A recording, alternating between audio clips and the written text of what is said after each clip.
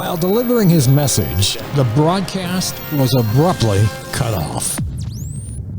After that radio address, Dietrich was marked as an enemy of the states. For legendsoffaith.org, I'm Rob Cutter.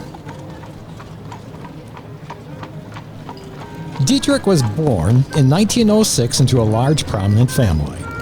His father was a renowned psychiatrist and neurologist, and his mother was a teacher.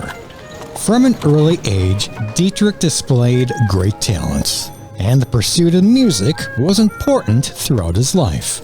He also had a twin sister that shared the same passions as he did in music and religion. His parents' values enabled Dietrich to receive a high level of education and encouraged his curiosity, which impacted his ability to lead others around him. At the age of 14, Dietrich announced he wanted to study theology. At first, his family did not take him seriously. However, they supported him in his decision. After World War I, Germany was in ruins. The country needed a leader to give them hope and direction. After completing his graduate work, something evil was emerging into the country. Adolf Hitler became the leader of Germany with his fervent nationalism message. The masses were encouraged by this charismatic leader, but Dietrich saw through Hitler, while others did not. Evidence was showing that the Nazis had infiltrated the churches and seminaries throughout Germany. The hysteria and pageantry of Nazism quickly replaced Germany's former spiritual life. Dietrich was heartbroken as he watched Christians do little to hinder Hitler's sinister agenda. Dietrich, along with other clergymen, created an underground seminary to guard the theological studies and values against the taint of Nazi ideology.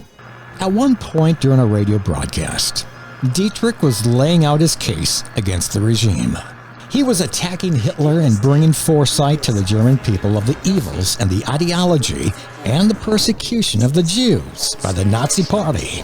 While delivering his message, the broadcast was abruptly cut off. After that radio address, Dietrich was marked as an enemy of the states. As the leading spokesman of the underground seminary and school, Dietrich traveled throughout Eastern Germany, conducting seminaries in private for sympathetic students. It was a matter of time the Gestapo discovered their underground seminary and school and shut it down completely. Within Germany's own borders, the Nazis displayed the true depths of their ruthless evil on the Jewish people and devout Christians who opposed them. For a brief time, Dietrich escaped to the States, but feeling guilty and troubled about leaving his native country, he decided to return back to Germany. From that point on, he began meeting with members of the resistance, who then began plotting against Hitler to assassinate him. Throughout the terrible first years of World War II, Dietrich worked secretly against the Nazis.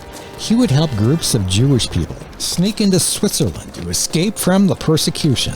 Finding out about his underground scheme, smuggling Jews out of the country, he was arrested for his involvement, and ultimately, Dietrich was implicated in the conspiracy to assassinate Hitler. It was while imprisoned that Dietrich Bonhoeffer articulated the theological models that had directed his personal Christian walk.